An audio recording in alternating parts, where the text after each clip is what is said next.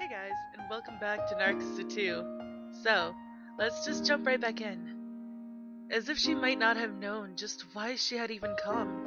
But, in truth, didn't she want to talk more? She probably wanted to spend much more time together. For some reason, I felt that way, and couldn't help but turn to Himiko-san and open my mouth. Say, is it okay to part like this? There wasn't any particular reply. She just continued to gaze at that person. In truth, didn't she want to talk more? I hesitated in even uttering those words. Somehow, I sensed that I shouldn't intrude. And then the car that I thought was just going to leave, the briefly closed driver's side window, opened one more time. Hey, Himiko! Yes, I know. Just exchanging those words, both of them fell silent. Both Himiko-san and the unknown woman who made a face near tears. In the world where everything could be seen with stained orange, only the crashing of waves and the cry of seagulls sounded. And then, as the driver's side window closed, see you then. With those last words, she once again returned to the road. Silly, as always. Just because I said not to come to the 7th floor, to come all the way to such a place. That person just now was, indeed, a bit not true to herself, but really very kind. Person who let perfect attendance slip by. Perfect attendance? Yes, and my #1 best friend. Himiko-san slowly murmured. Her eyes were gentle, but somehow lonely. Whew. And thanks to that, the remaining 3 has become 2. It wasn't the pineapple tree? Well, that's one too, but it's different from that. Just one more time I wanted to meet again. With my best friend, you see. And then, the orange-colored scenery slowly changed to blue. Already the seabird and the cicada cries have disappeared, and only the sound of the waves hung over the beach. Within that, the 2 of us were still at that place. The rough sound of sawing filled the air. Whew, I guess it really wasn't a pineapple tree. What a pity. Her words said that, but it certainly didn't sound like it. Instead, Himiko-san sounded as if she were having fun. First that, is not even a 1 centimeter cut. Whoopsie. Sorry, I'm mixing up voices now because I have no idea who's talking. It's fine. Any more and you'd feel sorry for the tree, right? Then from the start, you didn't have to cut it. No way. Nothing should be judged without trying. And then, with the lightly skipping steps, she began walking toward the water's edge. Look, since we've come all the way to the sea, let's play before we go back. She splashed into the water. Hey, what, cold? Oh, whoops, that was Setsumi, sorry. Hey Setsumi, you come too, it's cold and feels good. At the water's edge, barefoot and raising the hem of her pajamas, Himiko-san seemed to be having fun. Could it be that in reality, testing the pineapple tree didn't matter at all? For me, I couldn't imagine the reason, but it might have been that she wanted an excuse, whatever it was, to go outside and separate from my inner thoughts. Himiko-san was enjoying herself at the water's edge. It was just, even though I didn't understand plenty, there was one thing I did understand. That figure of Himiko-san right now before my very eyes. Without a doubt, in a few months, this person will disappear. That sunny smile, the gentle patting on my back, the warmth in that hand will disappear. Only that was unmistakable. Hey! What are you doing, depressing the mood over there? Himiko-san started splashing water. What? If you don't come, I'm really going to splash you. All right already. Having been prodded, I also took off my shoes and headed to the water's edge barefoot. Well, it feels good, doesn't it? It's cold and feels good. I washed my feet in the waves. The feel of the sand, the cooled evening water, both felt good. How many years was it since I've been in the sea like this, I wonder? When will be the next time I can come to the sea like this, I wonder? Now, we've finally gotten revved up! And then, from the convenience store bag in her hand, Himiko-san took out something. Just when I wondered what it was, ta-da! And here, alcohol makes its appearance. Come, you hold a glass too. But me and alcohol? Don't worry. We just discovered the truth behind pineapples after all. And besides, this is an 8-year-old wine. With her overflowing aura, she half forcibly poured me a glass. The clear red wine seemed overlaid with the beautiful color of the moonlight's blue. The two of us waded into the sea to our ankles and took up our glasses. By the way, Satsumi, you're how old now? 15. Well then, to an 8-year-old wine and the 15-year-old. Our glasses clinked together. And also to my life.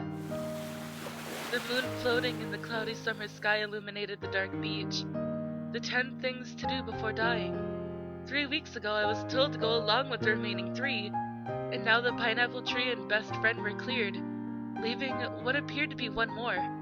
For me, I didn't know what that was, but the day for doing that last one might not be that far off.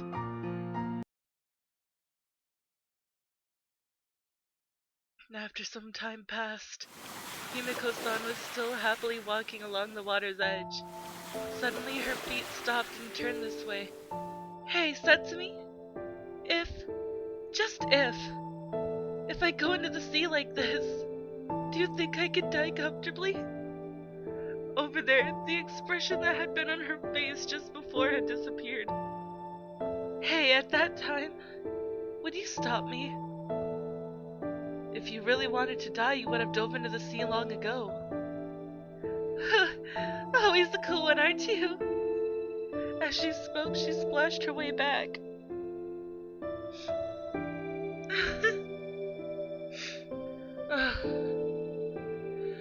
And Yokoisha. And no, there isn't any particular meaning in this. And then, while drying her wet feet with a towel, she sat down next to me. And now we're revving up again, right? In contrast to her words, she spoke calmly, and turned to face the one who had fallen silent, me. It's okay. You've got them, right? Plenty of things you want to ask. Giving a small nod, I slowly opened my mouth. From long before, there had been many things I wanted to ask Himiko-san. When you heard you were going to die, did you cry? Well, a bit. Then, were you bitter, asking why only me? That's a hard question. Well, let me ask you. When you say bitter at whom? I didn't know. That was my reaction to the unexpected question. Indeed, if God exists, then I might be bitter. Even though you're a former Catholic, you don't believe in the existence of God? No, I believe, even as a former Catholic. Probably God exists. But you see, it looks like he's very busy, that God. Or maybe he just doesn't care, perhaps. She continued to speak blandly, as if talking to herself. That face illuminated by the moonlight felt somehow lonely and philosophical. Hey, Satsumi? Do you know a dog of Flanders? A dog of Flanders? Yes, it's a pretty famous story, so you probably know it. More or less. At the sudden words, I answered with the slightest of nods. When I was young, I think I watched an anime broadcast of it. I believe it was a story about a child who had lost his family, Nello, and his dog, Patrast? I don't know. I don't know what that is. Nello, whatever that name is, and Alois. Who do you want to be? Or who don't you want to be? The ones who ultimately died, Nello and the dog. Then the two's best friend, Alois. I didn't want to die. But even saying that, I didn't want to be the one left behind. Alois. I don't want to be any of them. Well, that's an impossible arrangement. Why? People have only these three choices. As Himiko-san answered, her face was different from usual. Oh god, I'm sorry for the ugly sniffle, guys. Oh, I'm crying. The expression that she occasionally showed, that very strict expression, was there. Chapter 12, Nello and Alois.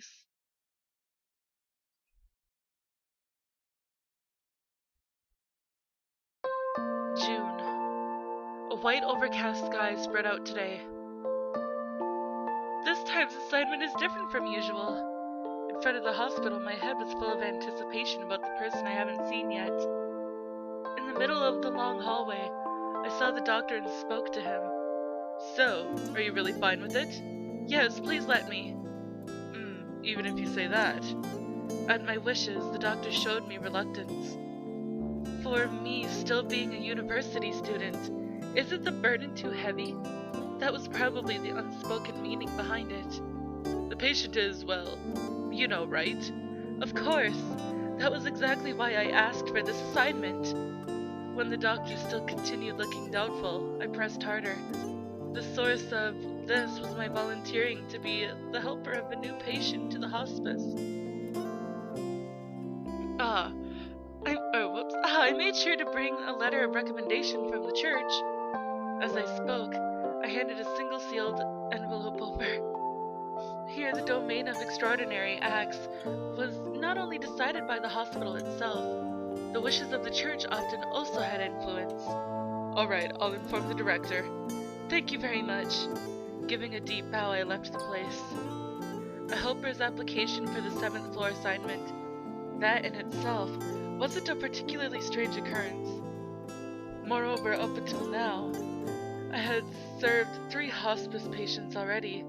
Considering my age, that was a rare amount of helper experience. It could be said that I was a veteran. As to why it was rare, in normal hospitals, no matter how much a person volunteered, it would have been difficult for a university volunteer to be stationed at a hospice. No matter how short-handed, the place called the hospice was afforded that consideration. But this is a Christian hospital. And moreover, even compared to other places, it was more strongly a religiously orientated place with medical services, or then medical services oriented, whatever, bah. And I am a Catholic. Oh, sorry guys, I am so emotional. Someone who, before her earliest memories, received the waters of baptism, who actively engaged in public welfare activities. These were probably all of the reasons. But this time's assignment is different from usual. The patient was a child, and also not just a child, but one without guardians and bedridden. Essentially, a child with no relatives, no parents. Of course, that didn't mean the child had no parents at birth. While cruel, leaving a bedridden child and vanishing just like that, there were many more of those kinds of parents. I didn't want to accept it, but that was also reality. As such a child with no place to go, no relatives, the first to take the child in would be a Catholic hospital like ours. Perhaps it could be said that it was the last resort. And that merciful stance. It was that aspect of Catholicism itself. That was my reason for being faithful. That's why I was not a devoted follower. It didn't matter if it was Baptist or Protestant. I probably wouldn't have cared. Though I had been baptized before I had memories, it was just a coincidence that I was born and raised in a house next to a church. And even if it were a coincidence, I didn't have the resolve to want to swear lifelong service. I was simply a follower of that merciful spirit. The elevator bell chimed. Different from the usual 7th floor, today it was to the 5th floor. Headed to greet the Nello I hadn't seen yet. The word Nello was a term between us helpers and nurses. Resident of the 7th floor, child without relatives. Bringing those together, most likely it had probably been a name taken from a dog of Flanders. It was pretty disrespectful naming, but even now, I didn't know the truth behind it. When I came, it felt already long established. It's just that probably there was no malice behind that name. The reason was, whenever it was known that a Nello was coming, the number of doctors, nurses, and helpers who sought the assignment was great. That sort of situation was probably because this was a hospital following Christ's teaching, which aimed at a self-sacrificing attitude. And then among those, the helpers assigned to Nello were called, with both respect and jest, Alois. But in reality, Patrice, I think that's how it is. Patrice? I don't know. I'll, if anybody wants to correct me on this, please do. Would have been closer. However, we were unable to die with them. That was why they were called the Closet, best friend. Or, not closet. Why am I having such a hard time reading today? Probably because I'm so emotional. Closest. Sorry. Best friend. Always. Oh god, that was embarrassing. I do apologize, guys. And I am rubbing at my nose because it feels like it's stuffy. And I was one of those who desired the role of Alois. After knocking, I opened the door. Good morning. Good morning. Raising her body up in the bed, the girl looked this way. Above her knees, perhaps because it was just past noon, was an already eaten lunch tray. Her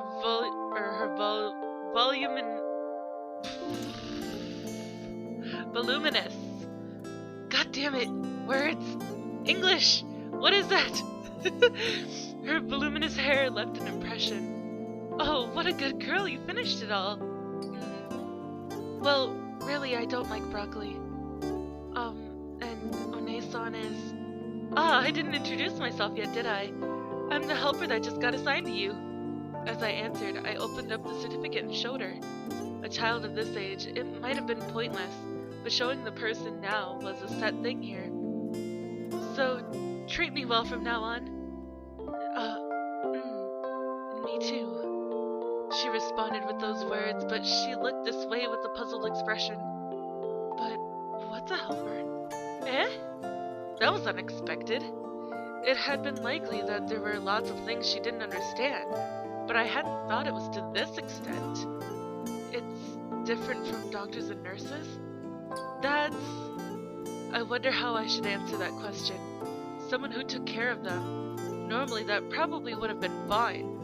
But from here on out, what faced this girl was the 7th floor, and I was her helper, the Alois for Nello. Normally, unless one were notified, one couldn't be admitted into the 7th floor, meaning they've been informed that they had already run out of treatments. To be direct about it, the pronouncement that they would die. After they received that explanation, and the hospital receives their agreement, they are finally allowed in. And that was exactly why in many general hospitals, hospices were not offered to children. However, Nello's were different. This place was different. Moreover, if both parents had been Catholics, then even more so. What's wrong, One-san? Sorry. While thinking over the question, what is a helper? I had fallen silent. Yeah, well, it's something like a friend. One-san is mine? Yup. So whatever you want, or whatever you want without... Say whatever you want without holding back, okay? Quickly, I began cleaning up the tray that the girl had already finished eating. Sorry. It's fine, we're friends, so don't be so reserved. I continued speaking to the girl who was still acting reserved. And besides that, I'm happy. Why? You see, from long ago I wanted a friend from another age group. I also wanted a big sister. Oh? Then it's decided. As I spoke, I held out my hand. So treat me well here on out, okay? Me too. The burning sunlight and the sound of cicadas. The hand I touched for the first time was warm. A summer day which would soon transfer to the 7th floor. But I am all out of time for this episode, guys. So if you liked it, please give it a big thumbs up down below. Like, despite all of my inadequacy to talk today. I'm sorry. Anyways, I will see you in the next video. Bye-bye!